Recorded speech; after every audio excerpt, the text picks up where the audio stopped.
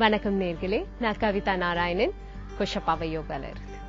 நம்ம ஆசனாஸ், பிராணாயம்ஸ் என்ன எல்லாம் பார்த்தாலும் நம்ம என்ன பண்றோம்னா நம்மளோட மசில்ஸ், அதாவது தசைகள் அண்ட் நரம்புகளுக்கு கரெக்டா பாதிப்பு இல்லாம கரெக்டா ஒரு பிளட் சர்க்குலேஷன் ஃப்ளோ இருக்கு, அது நம்ம உறுப்புகளுக்கு கரெக்டா சேருதா என்றதுதான் ரொம்பவே முக்கியம் ஒரு பாடியில ஒரு எக்ஸசைஸ் பண்ணும்போது.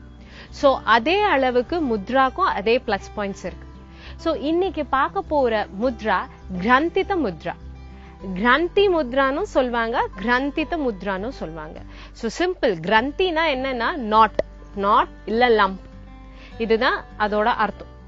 சோ இது இந்த முத்ரா அந்த மாதிரி தெரியும், பட் அது என்னன்னா உங்களோட எங்கெங்க கிளாண்ட்ஸ் இருக்கும், அதாவது தைராய்டு கிளாண்ட், பிட்யூட்டரி கிளாண்ட், அந்த மாதிரி என்னென்ன கிளாண்ட்ஸ் உங்க உடம்புல இருக்கும், அது ஒவ்வொரு கெமிக்கலை சுரக்கும்.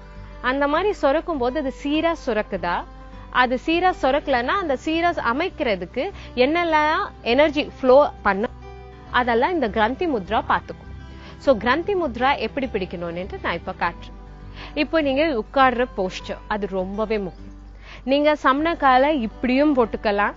இப்படி போடும்போது நிறைய பேருக்கு முதுகு தண்டு ரொம்ப ஸ்டிஃபா இல்லாததுனால சீக்கிரமா இப்படி நீங்க கூனி விளையும். இந்த மாதிரி கூனி விளையா ஃப்ராசன் ஷோல்டர்னு சொல்லுவாங்க.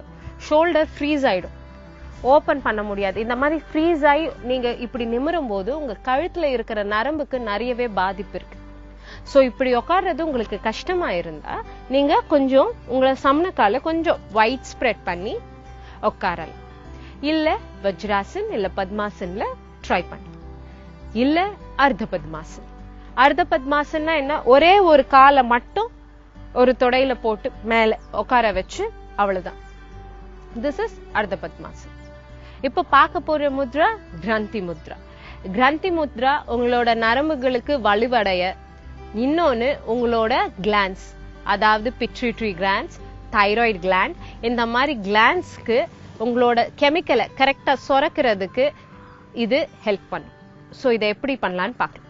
உங்க ரெண்டு கைய க்ளோஸ் இன்டர்லாக் பண்ணணும் போது இப்படி உங்க உள்ளுக்குள்ள, நிறைய பேர் இப்படி நினைப்பீங்க, இப்படி இல்ல, இந்த மாதிரி உள்ளுக்குள்ள லாக் அடிக்கிற மாதிரி உள்ள போனதுக்கு அப்புறமா மூடிடுங்க.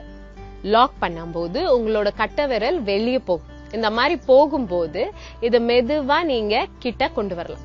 இந்த மாதிரி கொண்டு வரும்போது ஞாபகம் வச்சுக்கோங்க, உங்ககிட்ட ரிங்ஸ் இருந்தா அது டிஸ்டர்ப் பண்ணும், உங்களுக்கு வலிக்க ஆரம்பிக்கும். சோ அதனால நீங்க ரிங்க கைட்டிட்டு நீங்க பிராக்டிஸ் பண்ணீங்கன்னா அந்த லாக் கரெக்டா விழும். சோ எப்படி பண்ணணும்னு நான் காட்டுறேன். உங்களோட கைகள்ல கரெக்டா உள்ள இன்டர்லாக் பண்ணிக்கிட்டு இந்த மாதிரி லம்பா ஜாயின் பண்ணிக்கிட்டீங்கன்னா இப்படி இருக்கும்.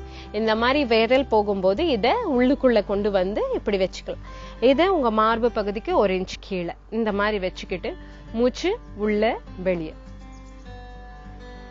நீங்க மூச்சு உள்ள வெளியே கரெக்டா வாயை திறக்காம நீங்க பிராக்டிஸ் பண்ணீங்கன்னா தான் இதோட முத்ரா ஆக்டிவேட் ஆகும். இந்த முத்ரா ஆக்டிவேட் ஆச்சுன்னா அந்த நரம்பு என்ன தசைகளுக்கு போய் எந்த உறுப்புகளுக்கு போய் சேரணுமோ அந்த சேனல் ஆக்டிவேட் ஆயிரும்.